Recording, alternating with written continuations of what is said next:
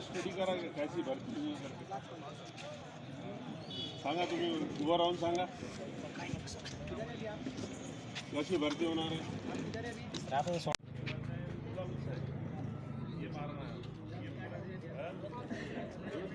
शहर अध्यक्ष शारिक नक्शबंदी साहब, सेंट जेवियर्स स्कूल में जो फ़िज़िकल इंस्ट्रक्टर पिछले कई सालों से है वहाब सर, और यहाँ पर मौजूद तमाम नौजवान जो इंस्ट्रक्टर्स है यहाँ पर, मैं सबसे पहले तो आप लोगों को मुबारकबाद इस बात के लिए देता हूँ कि आप लोगों ने जब एंट्रेंस टेस्ट के लिए आए थे मौलाना आज़ाद स्कूल के अंदर, आपने ख़ुद ने देखा था कि कितने सारे लोग, कितने सारे नौजवान लड़के और लड़कियाँ वहाँ पर एग्ज़ाम देने के लिए आए थे. उनमें से सिलेक्शन करना हमें बहुत आसान था. मुश्किल इसलिए नहीं हुआ कि इतने सारे लड़के आने के बावजूद भी हमने देखा कि वहाँ पर जो एंट्रेंस टेस्ट जो लड़के और लड़कियों ने दिए थे, उनमें से ज़्यादातर लड़के और लड़कियाँ जो है उनका जो मार्क्स ऑब्टेन किए थे, किसी ने 5 मार्क, किसी ने 6 मार्क, किसी ने 8 मार्क, इस तरह के मार्क्स उन्हें मिले थे ज़्यादातर बच्चों के. यानी कि एक बात हमको समझ में आई थी कि बच्चों का इंटरेस्ट तो है कि हमें पुलिस में भर्ती होना है, लेकिन ऐसा नहीं है कि कोई भी उठकर जाएगा और पुलिस डिपार्टमेंट की भर्ती के अंदर जाएगा और वो एग्ज़ाम इसी तरह से उनकी भर्ती हो जाएगी. कहीं ना कहीं आपको मेहनत करना है. हम आपको एक प्लेटफॉर्म तैयार करके दे रहे हैं. हमने वहाँ पर प्रोफेशनल लेवल के ऊपर जिस तरह से क्वेश्चन पेपर सेट किया जाता है, हमने बहुत सारे जो एग्ज़ामिनेशन पेपर्स होते हैं उसकी स्टडी करके उसको एक प्रोफेशनल लेवल के ऊपर जो एग्ज़ामिनेशन के अंदर आपको पूछा जाने वाला है उसी तरह का हमने पेपर सेट किया था. हमारे लिए ये दिक्कत ये थी कि इतने सारे बच्चे हैं, हमने कितने बच्चों को सेलेक्ट करना. लेकिन फिर हमको ये हुआ कि अगर हम इनमें से जो सबसे अच्छे बच्चे हैं, अगर हम उनको सेलेक्ट करते हैं और उनके ऊपर मेहनत करते हैं, तो यकीनन हमको ऐसा लगेगा कि जो बच्चे, जैसा सर ने बताया है कि 150 बच्चों को हमने सेलेक्ट किया है. अब 150 में से आज मुझे जो बताया गया है तकरीबन 101 बच्चे आए हैं. हो सकता है कि इनको कम्युनिकेशन नहीं गया होगा या कम्युनिकेशन जाने के बाद भी वो अगर नहीं आए होंगे तो ऐसा नहीं है कि कोई भी कभी भी उठकर आएगा और हम उनको ये कर देंगे. हम एक प्लेटफॉर्म तैयार करके दे रहे हैं.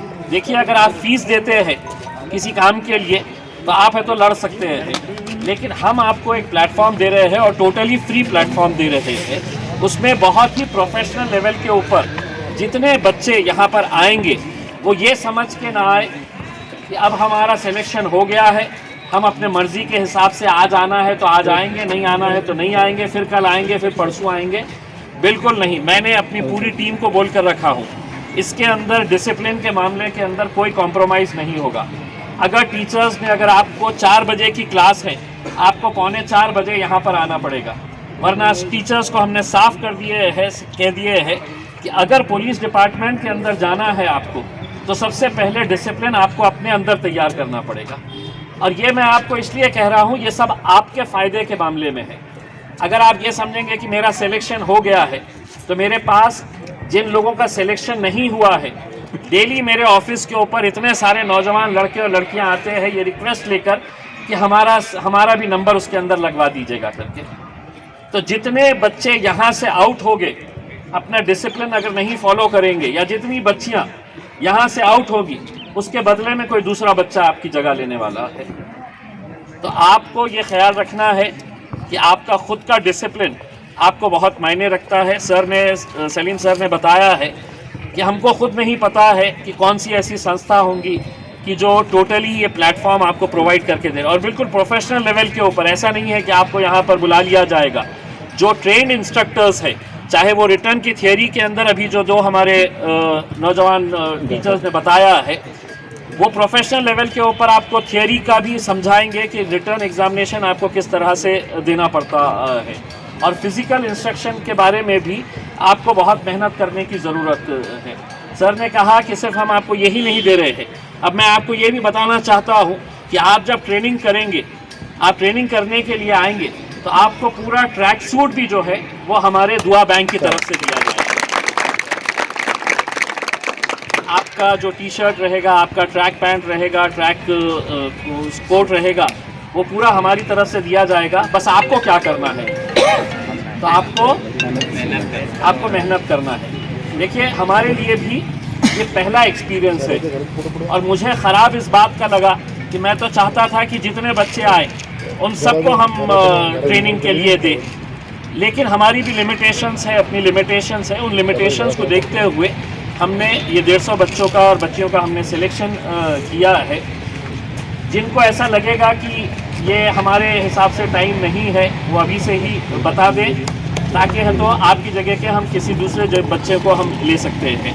लेकिन अब आपको खुद मालूम है कि महाराष्ट्र सरकार ने भर्ती का ऐलान किया है। अगर आप लोग बहुत शिद्दत के साथ अगर मेहनत कर लें, चाहे वो रिटर्न का हो या फिज़िकल हो, अगर आप पूरी शिद्दत के साथ ये महीना, 1.5 महीने, 2 महीने के अंदर कर ले, तो हो सकता है कि 4 महीने के बाद मैं आप लोगों को पुलिस की वर्दी के अंदर देख सकूँ। और मेरे लिए इससे बढ़कर कोई खुशी की बात नहीं होगी कि मेरे इस सेंटर के ऊपर से, यहाँ से आप लोगों की मेहनत, हमारी कोशिशों के ज़रिए हम जितना कर सकेंगे आप लोगों के लिए हम करेंगे।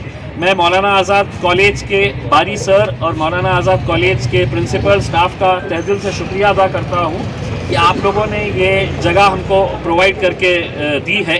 बारी सर ने अपने भाषण के अंदर ये कहा है कि आप लोगों को जिस चीज़ की ज़रूरत पड़ेगी वो कॉलेज देने के लिए तैयार है। बारी सर को ये नहीं मालूम है कि अब मैं कैसा लग जाने वाला हूँ उनके पीछे कि हमको क्या क्या चाहिए।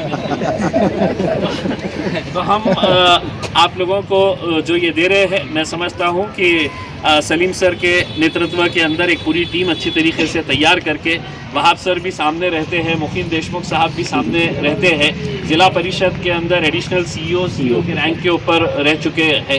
तो रिटर्न एग्जामिनेशन किस तरह से कंडक्ट किए जाते हैं, ये मुकीम देशमुख सर का भी अपना खुद का एक एक्सपीरियंस है।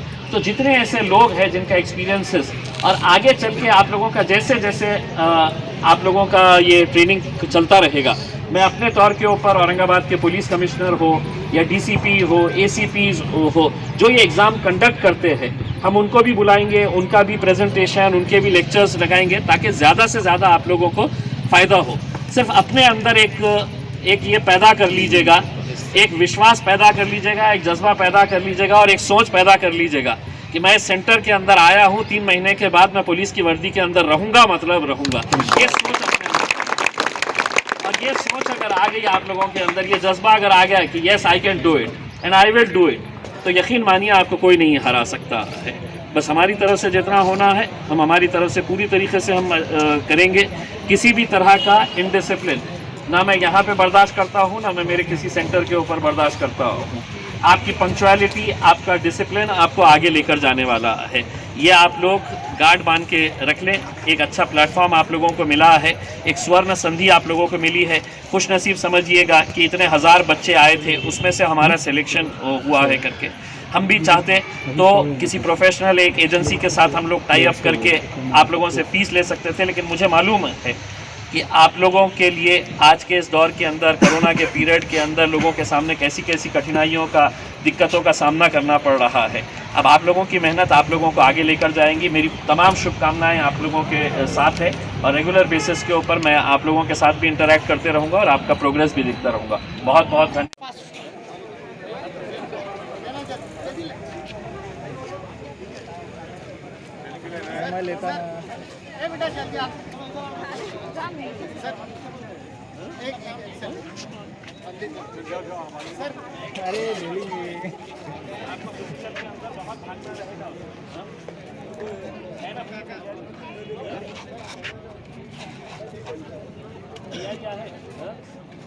सगळ्यांचं मार्क्स बघितलं होतं, खूप कमी मार्क्स आले होते।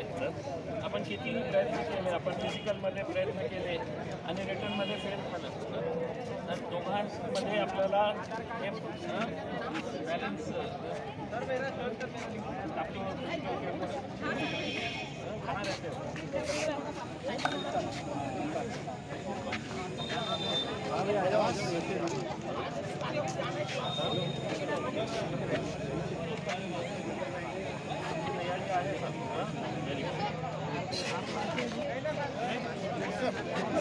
आप लोग जब पुलिस के यूनिफॉर्म में आ गए ना तब